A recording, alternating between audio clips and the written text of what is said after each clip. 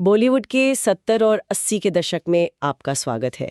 ये एक ऐसा दौर था जब पर्दे पर सुपरस्टार्स मतलब भगवान की तरह पूजे जाते थे। हाँ बिल्कुल। लेकिन पर्दे के पीछे की दुनिया में व्यक्तिगत रिश्ते और टकराव की कहानियां भी उतनी ही मजबूत थीं। बिल्कुल। आज हम कुछ फिल्मी इतिहास के दस्तावेजों के आधार पर इसी विरोधाभास की गहराई में उतरेंगे। और यहाँ दिलचस्प बात यह है कि कैसे एक तरफ जबरदस्त पेशावरी रिश्ते चल रहे थे और दूसरी तरफ उतने ही विस्फोटक व्यक्तिगत टकराव भी। सही। और ये सिर्फ गॉसिप नहीं था, है ना? नहीं, बिल्कुल नहीं।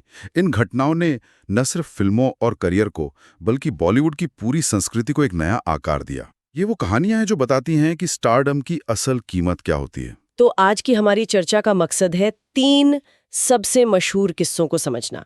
एक ऐतिहासिक लव ट्रायंगल, एक चौंकाने वाला सार्वजनिक विवाद और 2 सुपरस्टारों के बीच की एक ऐसी दुश्मनी जो एक दशक से भी ज्यादा चली। और सबसे अहम, हम देखेंगे कि 2026 में आज इन रिश्तों की क्या स्थिति है।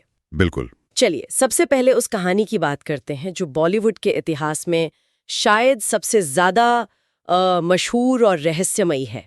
अमिताभ, रेखा और जया। हाँ ये कहानी शुरू होती है दोस्ती से। हमारे सूत्र बताते हैं कि 1972 के आसपास रेखा और जया पड़ोसी हुआ करती थीं। जी। और उनमें अच्छी दोस्ती भी थी। जया उस वक्त एक स्थापित स्टार थी और रेखा वो इंडस्ट्री में नई थी। जया ने शुरुआती दिनों में रेखा को गाइड भी किया था। अच्छा। लेकिन ये समीकरण 1976 में फिल्म दो अनजाने के सेट पर बदलना शुरू हुआ। यहीं से वो खबरें आनी शुरू हुई थी, है ना? हाँ बिल्कुल। अमिताभ और रेखा के बीच की नज़दीकियों की खबरें।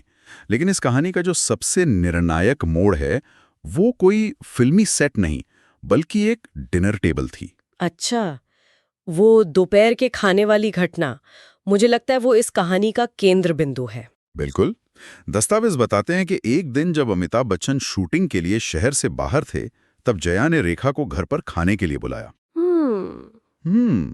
सब कुछ बहुत सामान्य था। दोनों ने बातें की, लेकिन जब रेखा जाने लगी तो जया ने दरवाजे पर उन्हें रोककर बहुत शांति से लेकिन बिल्कुल साफ शब्दों में कहा। क्या कहा? उन्होंने कहा, चाहे कुछ भी हो जाए मैं अमित को नहीं छोड़ूंगी। ओह। ये कोई धमकी नहीं थी, मतलब एक तरह से एक पत्नी का अपनी हदों को साफ साफ बताने का तरीका था। ये तो किसी फिल्म के सीन जैसा लगता है।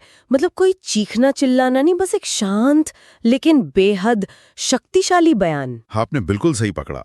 और यहाँ से बात और भी दिलचस्प हो जाती है जब डायरेक्टर यश चोपड़ा ने इसी असल जिंदगी के तनाव को पर्दे पर उतारने का फैसला किया। हाँ, और तीनों को फिल्म सिलसिला में कास्ट कर लिया। जी, ये एक बहुत बड़ा जुआ था। जुआ क्यों? ये तो एक कास्टिंग कूप था।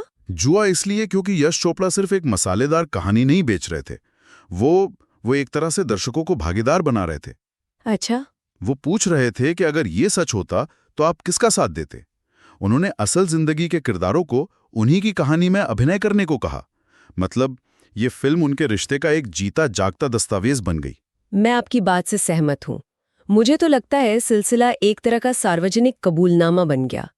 जब आपने अपनी असल जिंदगी की कहानी पर्दे पर दिखा दी तो उसके बाद इनकार की कोई गुंजाइश ही नहीं बचते। बिल्कुल। और नतीजा क्या हुआ? एक स्थायी खामोश जंग। 40 साल से ज्यादा हो गए। हाँ, 40 साल से ज्यादा। उन्होंने कभी साथ में स्क्रीन शेयर नहीं की है और आज 2026 में भी स्थिति वही है। रेखा अपनी बायोग्राफी में इस बारे में खुलकर बात करती हैं, जबकि अमिताभ बच्चन ने हमेशा एक गरिमापूर्ण चुप्पी बनाई रखी है। ये कहानी समय के साथ वहीं जम गई है। वो जहां एक तरफ एक खामोश जंग दशकों तक चलती रही, वहीं दूसरी तरफ एक ऐसा टकराव था जो बहुत मुखर, हिंसक और सार्वजनिक था। और इसकी खामोशी एक अलग ही तरह की थी, पूरी इंडस्ट्री की खामोशी। आप जीनत अमान की बात करेंगे? हाँ, हम बात कर रहे हैं जीनत अमान की। ये 1980 की घटना है और इसे समझने के लिए उस वक्त जीनत अमान के स्टारडम को समझना जरूरी है। वो सिर्फ एक एक्ट्रेस नहीं थी, वो एक आइकॉन थी। बिल्कुल। दम मारो दम से लेकर सत्यम शिवम सुंदरम तक उन्होंने हीरोइन की छवि को हमेशा के लिए बदल दिया था। वो आधुनिक थी, बोल्ड थी, स्वतंत्र थी। और शायद यही बात कुछ लोगों को हजम नहीं हो रही थी। वो घटना ताजमहल होटल की एक पार्टी की है ना? जी। दस्तावेजों के अनुसार जीनत अमान अपने तत्कालीन पति संजय खान से किसी फिल्म की डेट्स को लेकर बात करने के लिए वहां गई थी। बात बहस में बदल गई और संजय खान ने पार्टी में मौजूद मेहमानों के सामने ही उन पर बेरहमी से हमला किया। ये कोई निजी झगड़ा नहीं था, ये एक सार्वजनिक हमला था। और इसका नतीजा बहुत भयानक था। उनकी आंख पर गंभीर चोट आई। हाँ, ये हमला इतना गंभीर था कि जीनत अमान की दाहिनी आंख में एक स्थायी चोट रह गई, जिसे मेडिकली टॉसिस कहते हैं। टोसिस? जी, जिसमें पलक हमेशा के लिए थोड़ी झुकी रहती है। लेकिन यहाँ शारीरिक चोट से भी ज्यादा गहरा सवाल उठता है कि उस वक्त पूरी इंडस्ट्री खामोश क्यों रही। बिल्कुल, पार्टी में बहुत से नामी गिरामी लोग मौजूद थे, लेकिन किसी ने हस्तक्षेप नहीं किया। नहीं बाद में किसी ने सार्वजनिक रूप से जीनत का साथ दिया। सोचकर भी अजीब लगता है, इतने सारे लोग और किसी ने कुछ नहीं कहा। ये उस दौर के पावर डायनामिक्स को दिखाता है ना? हाँ, ये उस समय के शक्ति संतुलन को दिखाता है। संजय खान एक ताकतवर फिल्मी परिवार से थे। सही। इंडस्ट्री का मौन, वो डर, भाई भतीजावाद और शायद एक दबी हुई पितृसत्तात्मक सोच का नतीजा था कि भाई ये पति पत्नी का मामला है। लेकिन आज कहानी बिल्कुल अलग है। 2026 में जीनत अमान ने सोशल मीडिया पर एक शानदार वापसी की है। बिल्कुल, वो चुप नहीं है। वो अपने अतीत के अनुभवों पर बहुत सशक्त और गरिमापूर्ण तरीके से अपने विचार साझा करती हैं और अपनी कहानी को खुद अपने शब्दों में बयां कर रही हैं। और अगर हम बड़ी तस्वीर देखें तो ये एक बहुत बड़ा बदलाव है। ये सिर्फ एक व्यक्तिगत वापसी नहीं है, ये एक सांस्कृतिक बदलाव का प्रतीक है। एक तरह से वो अपनी कहानी की सूत्रधार खुद है। बिल्कुल, एक ऐसी इंडस्ट्री से जिसने उन्हें चुप करा गया था, एक ऐसे प्लेटफॉर्म तक पहुंचना जहां वो अपनी कहानी पर दोबारा कब्जा कर सकती हैं। उस दौर में जो आवाज दबा दी गई थी, वो आज पहले से कहीं ज्यादा बुलंद है। अब अगर हम व्यक्तिगत टकराव से हटकर पेशेवर अहंकार की दुनिया में चलें, तो एक और कहानी है जो कम नाटकीय नहीं है। सनी देओल और शाहरुख खान। हाँ, और इसका मैदान बना था फिल्म डर का सेट 1993 में। जी, और इस टकराव को समझने के लिए भी हमें उस दौर के सिनेमा को समझना होगा। सनी देओल उस वक्त के सबसे बड़े एक्शन हीरो थे। घायल, घातक, वो एंग्री यंग मैन वाली छवि। हाँ, वो माचो दमदार हीरो की छवि थी। वो हीरो जो मुक्के से बात करता था, और डर में हीरो भी वही थे। लेकिन फिल्म देखने के बाद ऐसा लगा नहीं। यही तो टकराव की जड़ थी। सनी देओल को लगा कि डायरेक्टर यश चोपड़ा ने हीरो के बजाय विलन यानी शाहरुख खान के किरदार को ज्यादा महिमा मंडित किया है। उन्हें लगा कि एक जुनूनी, हकलाने वाले विलेन ने उनके हीरो के किरदार को बौना कर दिया है। बिल्कुल, और ये बात उन्हें बर्दाश्त नहीं हुई। यहाँ एक बहुत ही दिलचस्प वाकया भी है। उनकी पैंट फटने वाला किस्सा। हाँ, हमारे सूत्र बताते हैं कि एक सीन को लेकर बहस के दौरान सनी देओल सेट पर इतने गुस्से में थे कि उन्हें समझ नहीं आया कि वो अपनी हताशा कैसे निकालें, तो उन्होंने अपने दोनों हाथ अपनी जीन्स की जेब में डाले और गुस्से में अपनी ही पैंट फाड़ दी। हाँ, जोर से खींचा और पैंट फट गई। ये तो कमाल का किस्सा है। मतलब गुस्सा इतना, ये सिर्फ गुस्सा नहीं, ये उस दौर के हीरो के अहंकार का प्रतीक है। ये उनकी बेबसी थी कि सिनेमा बदल रहा था और वो इसे रोक नहीं पा रहे थे। आपने इसे बहुत सही तरीके से समझा है।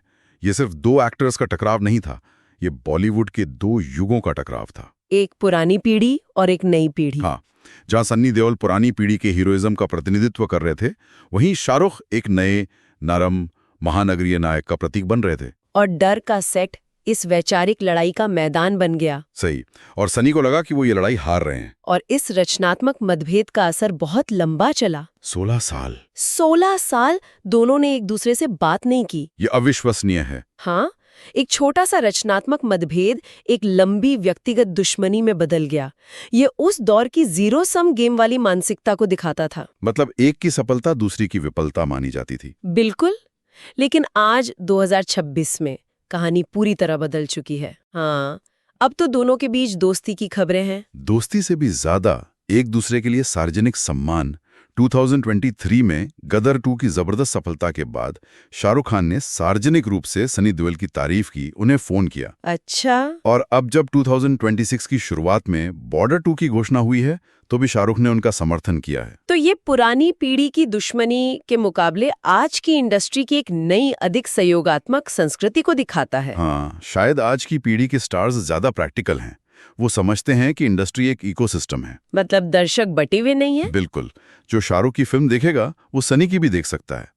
डर के समय का टकराव एक ऐसी सोच को दिखाता था जहां लगता था कि आसमान में सिर्फ एक ही सूरज चमक सकता है। आज का सुलह एक सब साथ बढ़ने वाली सोच का प्रतीक है। तो हमने 3 कहानियां देखी। एक अधूरा प्रेम त्रिकोण जो आज भी खामोशी में कैद है, एक सर्वाइवल और वापसी की कहानी जो आज हजारों लोगों के लिए प्रेरणा है, और एक पेशेवर दुश्मनी जिसका आखिरकार एक सकारात्मक अंत हो गया। ये सिर्फ पुरानी कहानियां नहीं हैं, बल्कि उस दौर में स्टारडम की मानवीय कीमत को भी दर्शाती हैं। इन किस्सों से बॉलीवुड की बदलती प्रकृति का पता चलता है। जीनत अमान के मामले में हिंसा पर इंडस्ट्री की चुप्पी से लेकर आज सनी और शाहरुख के बीच सार्वजनिक समर्थन तक इंडस्ट्री ने एक लंबा सफर तय किया है। सही बात है। लेकिन अमिताभ रेखा जया की खामोशी जैसी कुछ कहानियां आज भी उतनी ही शक्तिशाली सांस्कृतिक प्रतीक बनी हुई हैं, जो हमें उस दौर की जटिलताओं की याद दिलाती हैं। हाँ, ये बताती हैं कि कुछ घाव शायद कभी नहीं भरते या कुछ कहानियां अपने अधूरेपन में ही पूरी होती हैं। इन सुलह और कभी न खत्म होने वाली खामोशियों को देखकर एक सवाल मन में आता है, जो हमें सीधे आज के दौर में ले आता है। आज के सितारे जब सोशल मीडिया की 24/7 निगरानी में अपनी जिंदगी जीते हैं, जहां हर ट्वीट, हर तस्वीर का विश्लेषण होता है, तो क्या इस तरह के दशकों तक चलने वाली गहन ऑफ स्क्रीन कहानियां, चाहे वो दोस्ती हो, दुश्मनी हो या खामोशी, अब संभव भी हैं या फिर स्टारडम का स्वभाव ही मौलिक रूप से बदल चुका है?